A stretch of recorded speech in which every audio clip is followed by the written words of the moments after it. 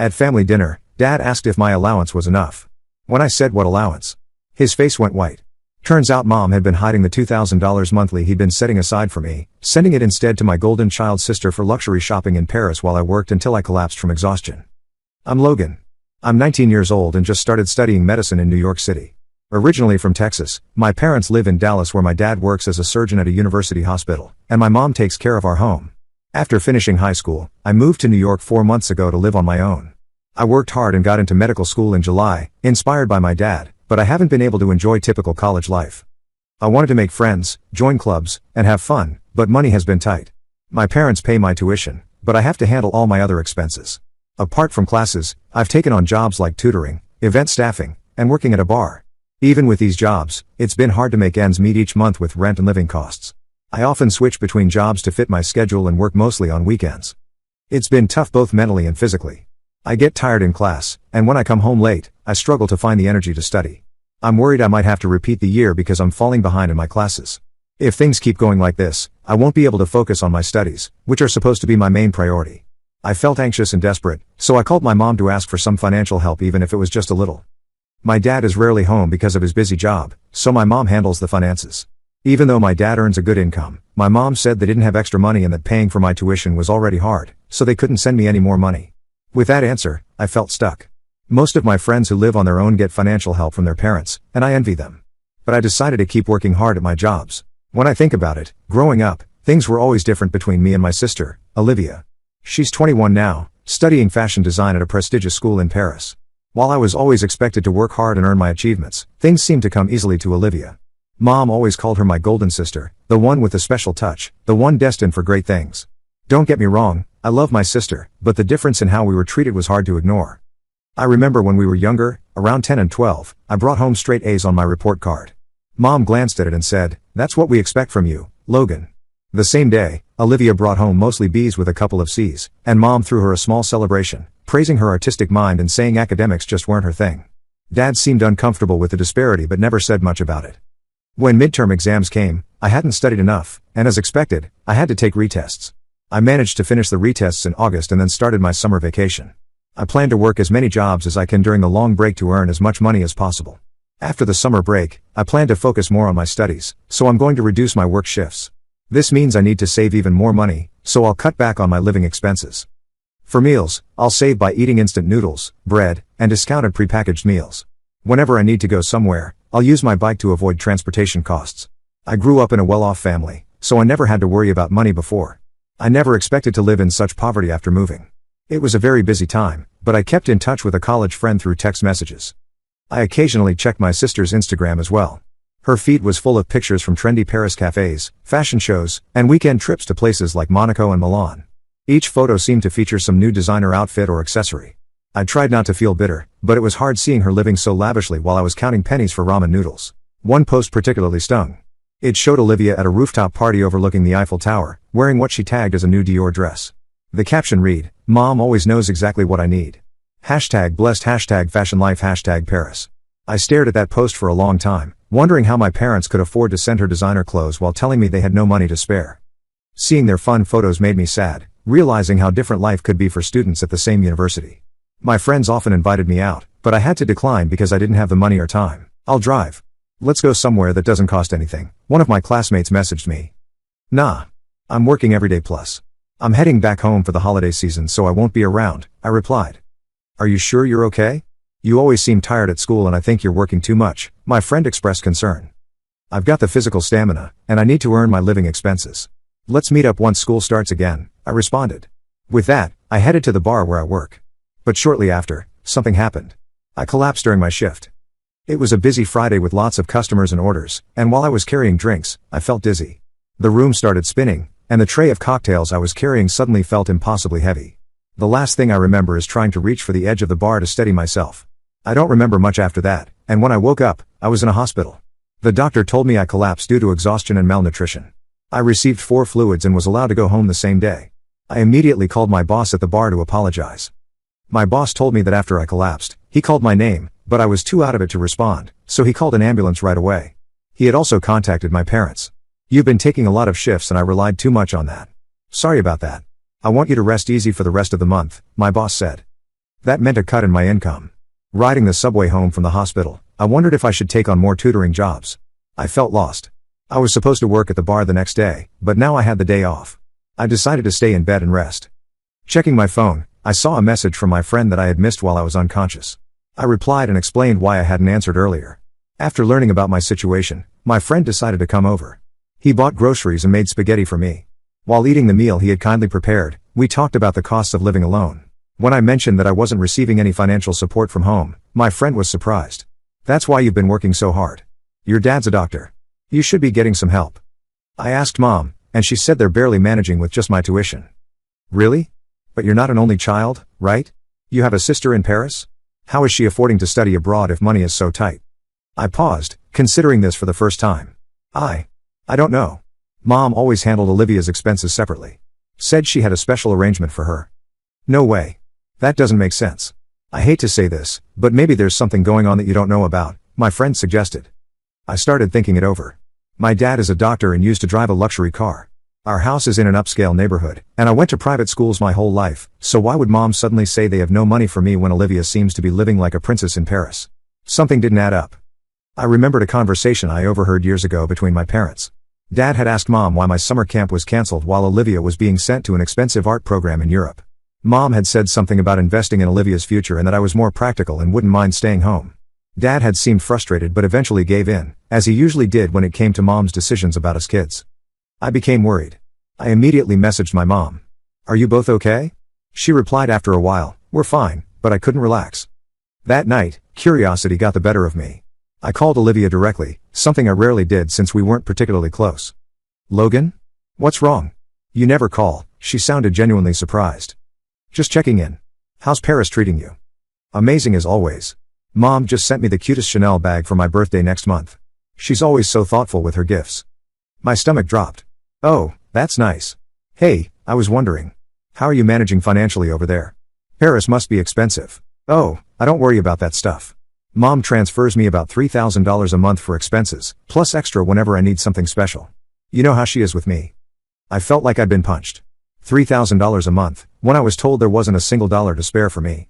I ended the call quickly, making an excuse about needing to study. I thought maybe they were just saying they had no money to keep me from worrying or to teach me some kind of lesson about independence. Since I had planned to go home for the holidays, I decided I would talk to my parents about this in person. After thanking my friend, he said, "I'll be waiting for some souvenirs." I felt grateful to have such a friend. The holiday season came, and I took the cheapest flight I could find back home. I could only stay for one night and a day because of my job, but I was looking forward to it. When I arrived, my parents greeted me at the door. My dad seemed surprised when he saw me. "You've lost a lot of weight, really," he remarked. I hadn't noticed myself, but apparently I looked quite different. My mom was also taken aback and fell silent. For lunch, my mom had prepared salad, soup, and chicken wings. For the first time in a long while, the three of us sat down to eat together. As soon as we sat down, my dad looked worried and asked, "You look thinner. Are you eating properly?" I told him the truth. "Not really. It's been a while since I had such a luxurious meal." "What do you usually eat?" my dad inquired. "Instant noodles, bread, and sometimes discounted pre-packed meals." "What about the cafeteria food?" he asked. "The cafeteria is too expensive for me." "Is it that expensive?" he questioned. "It's about $5 or so," I replied. Hearing that, my dad looked puzzled. "Is the money I've been sending enough for you?" I was confused and responded, "I haven't been getting any money." My dad was shocked. "What do you mean? So you haven't received any money for the past 4 months?" "I haven't received any." "Have you really been sending money?" "I had asked your mom to transfer $2,000 every month into your account." "Really?" I was surprised. "Mom told me that your finances were tight and that she couldn't afford to send any money." Dad looked confused. "We have enough money. What's happening?" Dad immediately asked Mom, "Paisley, have you been sending money to Logan like you're supposed to?" Mom looked down without saying anything. I started to worry. Maybe Dad got sick and couldn't work, so that's why I wasn't getting any money. "No. I've been working as usual," Dad said. "That's good to hear," I said, feeling a bit better. "But then why didn't I get any money?" I was so confused. "And how is Olivia affording to live in Paris if money is so tight?" "What do you mean? What about Olivia?" Dad looked even more confused now. "Paisley, what's going on?" Dad asked again. Mom still stayed silent and wouldn't look at us. "Please don't stay quiet. Can you explain?" Dad asked again. Finally, Mom said softly, "I haven't sent any money to Logan." "What? You haven't sent any money to Logan?" she admitted. Both Dad and I were shocked. What? Why not? Dad asked, surprised. There are just too many things we need to pay for, Mom started explaining. Isn't our home loan already paid off? Dad pressed. Realizing she couldn't hide it any longer, Mom revealed, I've been keeping the money for Olivia. I was shocked. What do you mean? For Olivia? She needs it more than you do, Mom continued calmly. She's studying fashion in Paris. It's expensive. She needs to look the part, make connections. I asked for some money, even a little, but you said you couldn't afford it while you were sending Olivia $3,000 a month? Mom's head snapped up. How do you know how much I sent her? There was a call from Logan's work recently saying you collapsed from overwork, Dad interjected. And I noticed today how much weight you've lost. What? Logan collapsed? What happened? It seemed my dad hadn't heard about this before. I explained, yeah, but it wasn't serious. Paisley, why didn't you tell me? Dad turned to Mom, his voice rising. I'm sorry, I was scared you'd find out I wasn't sending the money, my mom replied. Wait, let me understand this, Dad said, his voice tight with anger. You've been withholding Logan's allowance, letting him struggle to the point of collapse, while secretly sending extra money to Olivia for what? Shopping sprees in Paris? It's not like that, Mom protested. Olivia has potential. She needs to maintain a certain image.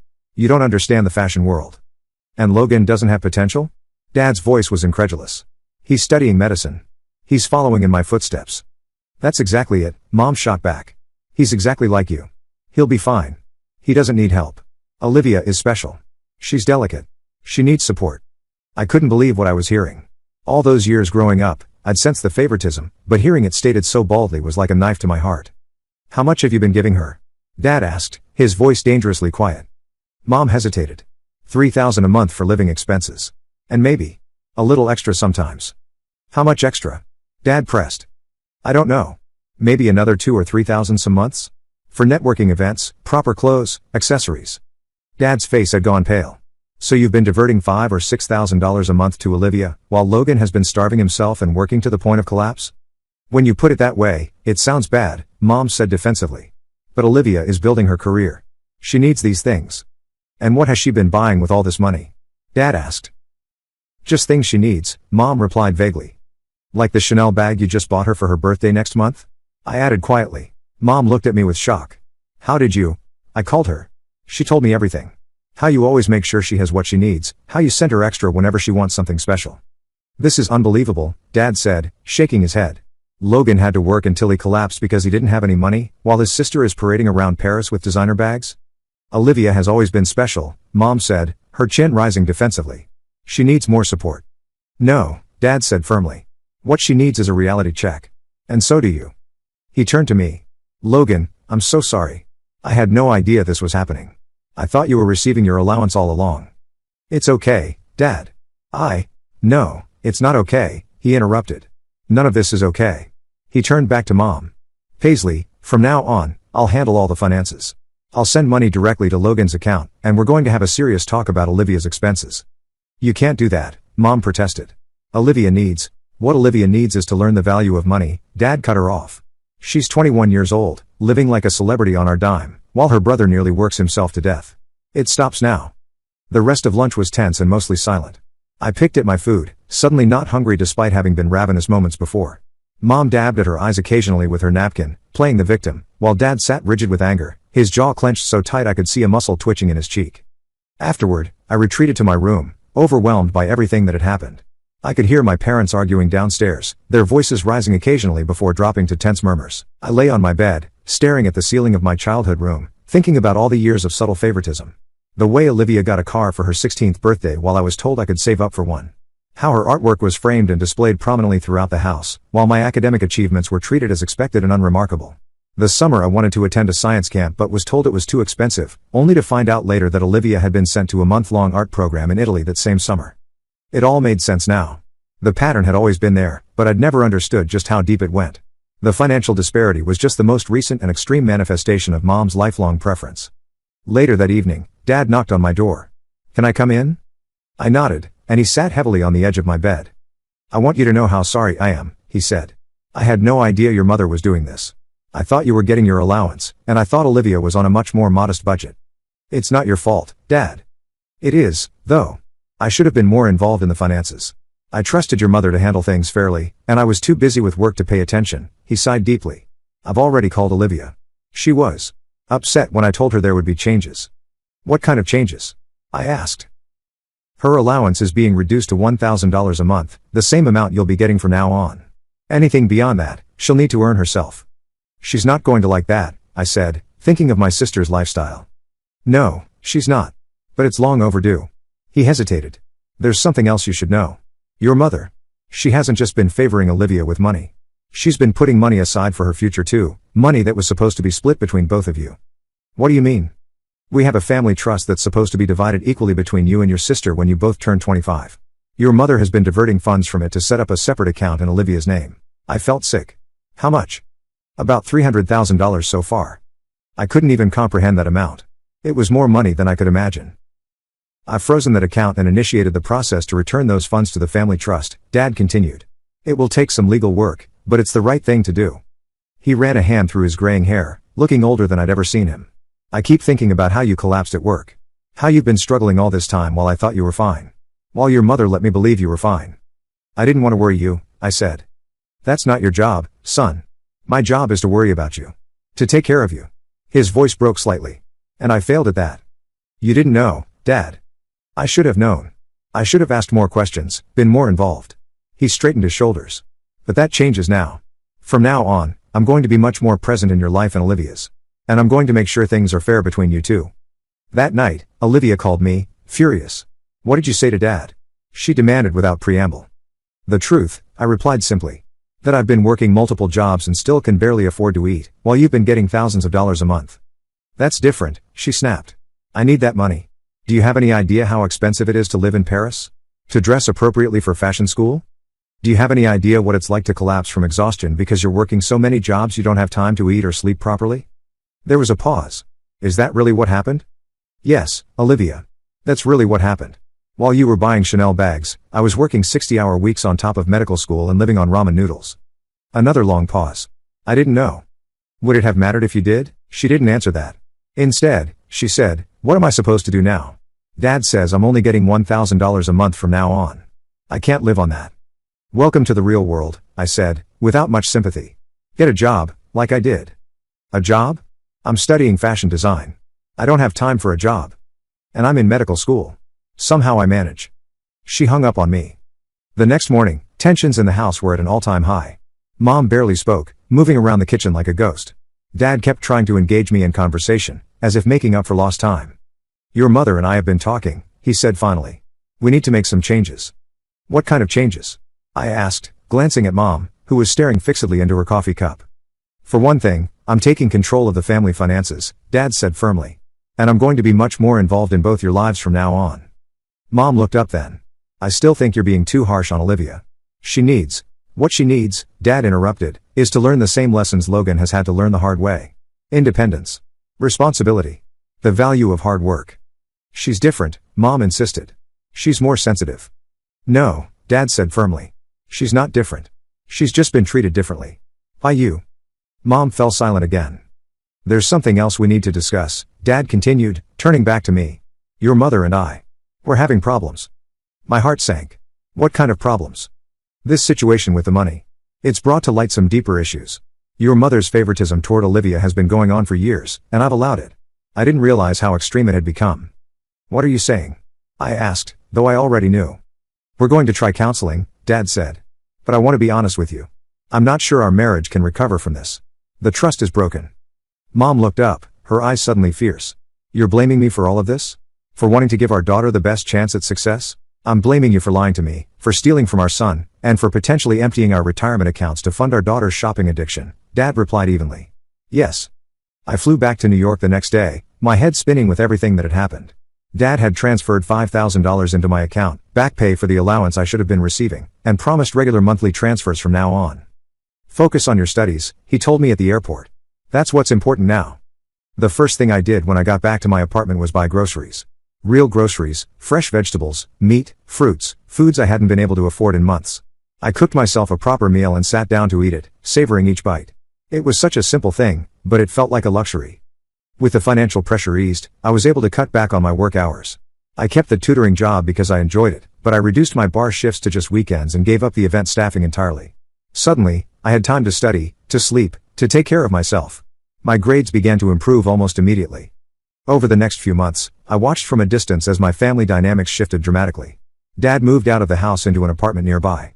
Olivia, faced with her drastically reduced budget, initially threatened to drop out of fashion school and move home in protest.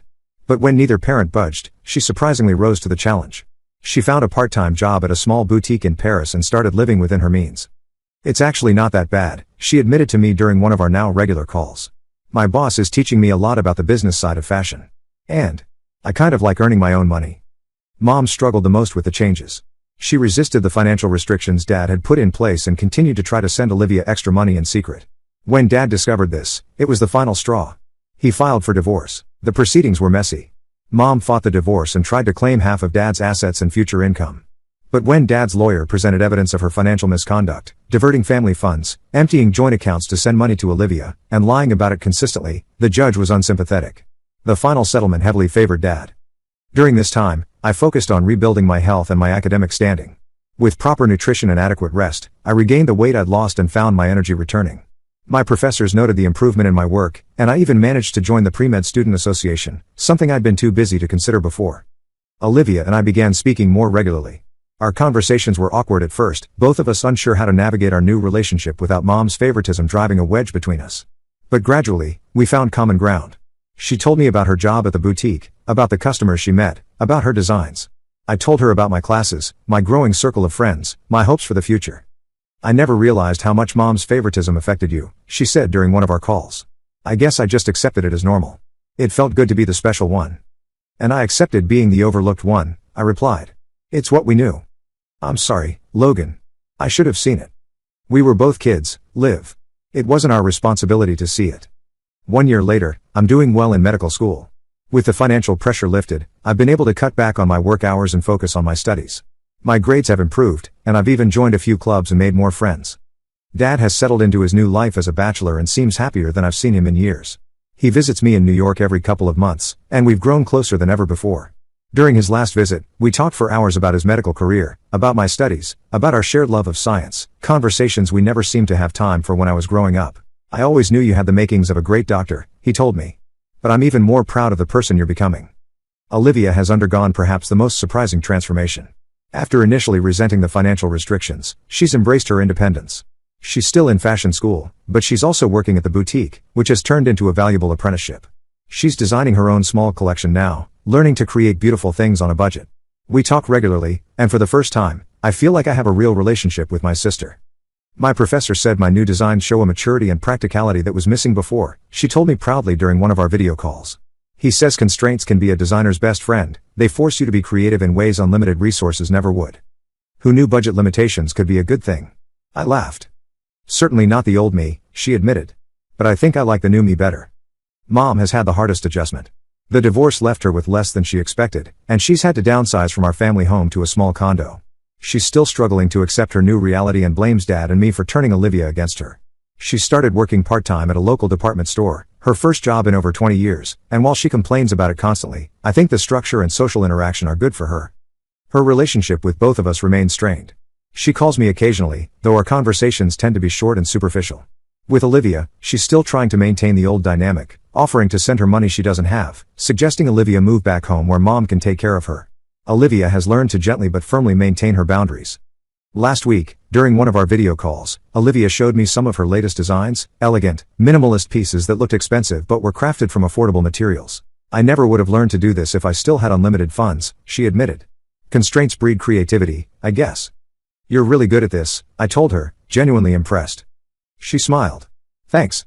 And you're going to be a great doctor someday." She paused. "I'm sorry about before. About not seeing what was happening to you." "It wasn't your fault," I said. "We were both caught in Mom's weird dynamics. Still, I should have noticed." She hesitated. "Are you going home for Christmas?" "To Dad's, yes." "You?" "Yes. And I thought maybe we could visit Mom together. She's having a hard time." I considered it. Despite everything, she was still our mother. "Okay," I agreed. "We'll go together." In the 2 years since that fateful holiday dinner when the truth came out, our family has been completely reconfigured. The changes haven't all been easy, but I believe they've been necessary. Dad is happier and more engaged as a parent. Olivia has discovered her own strength and creativity. I've found my footing in medical school and am thriving both academically and socially. And Mom? Well, Mom is still adjusting. Maybe she always will be. But at least now, the relationships in our family are based on truth rather than manipulation and favoritism. Sometimes family is complicated, and healing takes time. But as I've learned, honesty, however painful, is the first step towards something healthier. The truth about my mother's favoritism nearly destroyed our family, but in its aftermath, we're building something new, relationships based on respect, fairness, and genuine love rather than manipulation and preferential treatment. It's not perfect, and it never will be. But it's real, and for the first time in my life, I feel like I'm being seen for who I am, not just as the less favored child, but as Logan. A medical student. A son. A brother. A person worthy of support and love, just as I am. 3 years later, I never expected how much things would change. I'm now in my 4th year of medical school, near the top of my class, and preparing for residency interviews. Dad has been my rock through it all, calling weekly to check in and flying to New York for every important milestone. Last month, Olivia surprised everyone by launching her first independent fashion collection in Paris. What shocked me most was seeing Dad sitting front row at her show, beaming with pride. After years of her being Mom's project, she and Dad have built their own relationship. Her designs, minimalist, practical, yet elegant, have garnered attention from several boutiques. She's making it on her own terms, without family money propping her up. As for Mom, the journey hasn't been easy. The divorce humbled her in ways none of us expected. Last year, after her department store promoted her to assistant manager, something shifted. She called me one night, sobbing. "I'm proud of you, Logan," she said, words I'd waited a lifetime to hear from her. I was wrong. So wrong. Our relationship remains complicated, but we're working on it. She's in therapy now, unpacking why she favored Olivia so heavily. Apparently, it stems from her own childhood as the overlooked sibling. She's learning, finally, to see both her children clearly. The most unexpected development came 6 months ago when Dad met Catherine, a pediatric nurse at his hospital. Watching him fall in love again at 52 has been beautiful. When he called to tell me he was proposing, I felt nothing but happiness for him. This Christmas will be our first holiday with all of us, Dad and Catherine, Olivia flying in from Paris, Mom, yes, she's invited, and me. It won't be perfect. Family never is. But it will be honest. The collapse that started it all? I think about it sometimes. How something so painful became the catalyst for healing our family's deep wounds. I wouldn't wish that experience on anyone, but I can't regret where it led us. Sometimes it takes falling apart completely before you can rebuild something true.